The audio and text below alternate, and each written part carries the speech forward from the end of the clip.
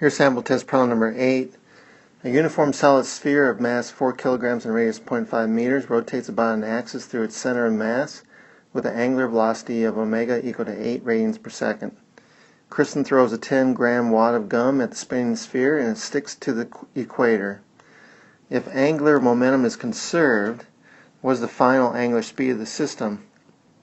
Well, the angular or the moment of inertia of the body of this spinning sphere is going to be equal to 2/5 mr squared. And let's actually calculate what that is. That's going to be 2/5 or 0.4 times the mass, which is 4, times the radius, which is 0.5 meters squared, and that is equal to 0.4 kilogram meter squared. Now, later on, after Kristen throws the wad of gum on there, and it's spinning about this axis, the wad of gum is acting like a point mass a distance r away from the axis. So we're adding a moment of inertia of that point mass of little mr squared for the wad of gum. So the final moment of inertia is going to be equal to the moment of inertia of the body, which was the initial moment of inertia, by the way. So this was the initial moment of inertia, plus the moment of inertia of this new wad of gum, mr squared. So that's going to be 0.4 plus the mass of the gum, which is 10 grams or 0.01 kilograms, times the radius of it away from the axis of rotation, which is the radius of the sphere, 0.5 squared in this case. So we have that this new moment of inertia is 0.4025 kilogram meter squared. Okay.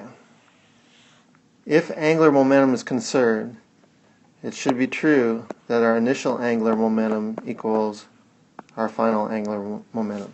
And that means our initial moment of inertia times our initial angular speed equals our final moment of inertia times our final angular speed. If we want to find the final angular speed, then it will be equal to our initial moment of inertia divided by our final moment of inertia times our initial angular speed. So that's going to be equal to 0.4 divided by 0.4025 times our initial angular speed, which was 8. So our final angular speed is equal to 7.95 radians per second. So because she threw the gum on there, it slowed down to 7.95 radians per second in order to conserve angular momentum. Is kinetic energy conserved in this collision? Our first answer should be no, because this truly is an inelastic collision. It's a perfectly inelastic collision because the two objects stuck together. And we know for a perfectly inelastic collision, kinetic energy is not conserved. Now we can prove this by finding our initial and final kinetic energies. The initial kinetic energy is going to be 1/2 the moment of inertia times the initial angular velocity squared, initial moment of inertia.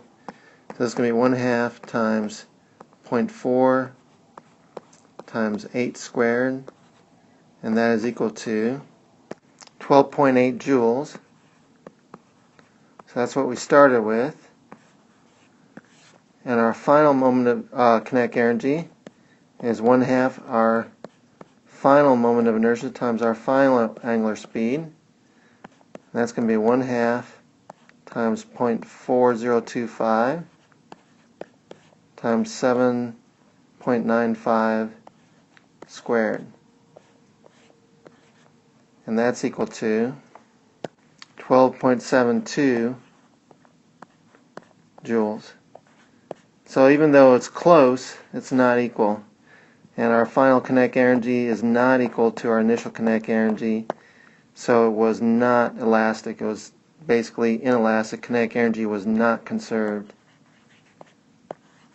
as we expected for an inelastic collision.